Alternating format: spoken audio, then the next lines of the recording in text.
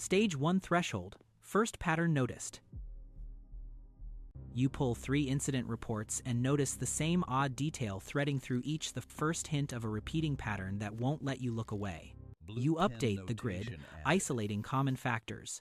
One behavioral signature resists classification, a missing piece that makes the pattern feel alive.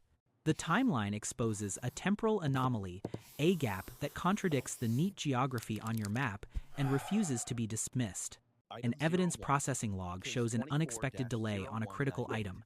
You double-check the chain of custody and feel the investigation tighten.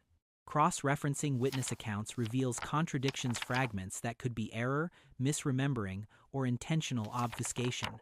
The emerging pattern suggests an operational zone, but the clustering is incomplete, like a few pins still missing from a larger picture. Forensics returns a report pointing to a unique modus operandi, new behavioral markers that deepen the pattern's profile. A minuscule fiber in evidence doesn't match the expected profile, a subtle anomaly that opens a fresh line of inquiry. The connections coalesce into a pattern. Crossing this threshold awakens a quiet doubt about what the full picture will mean.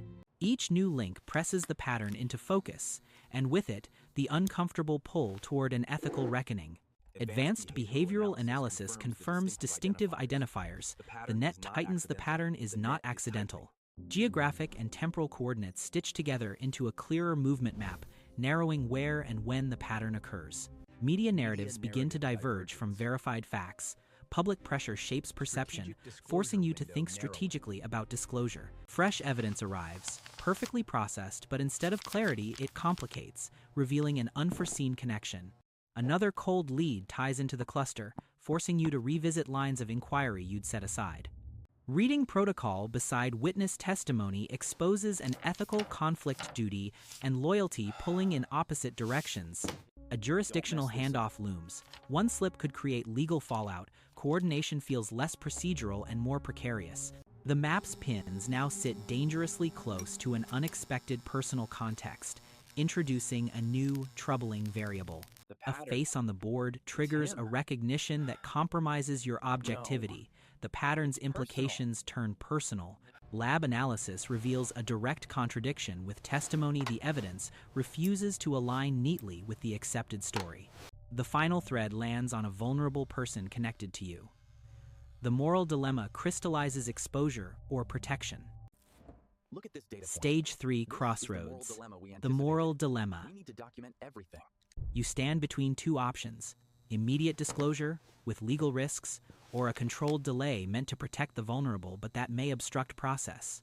Internal procedures lay out the consequences in plain terms. The rules are clear, but they don't make the choice easier. A jurisdictional brief confirms the stakes. Deviating from evidence handling protocols could trigger severe legal fallout. Rebuilding the timeline reveals a critical uncaught gap in absence that challenges which version of truth you'll protect. Your private notes expose the psychological toll loyalty, fear, and guilt inked in the margins alongside duty. You compile the memo that could be used to prosecute or to shield. Writing it feels like framing a choice in cold, irreversible terms. Movement patterns on the map could implicate them. The evidence forces you to weigh procedural duty against protecting someone at risk. The sealed evidence is a row of immutable facts, each one a demand for truth, indifferent to personal consequence. You evaluate the risk of premature exposure, false confessions, trauma, and collateral damage if the truth surfaces unprepared.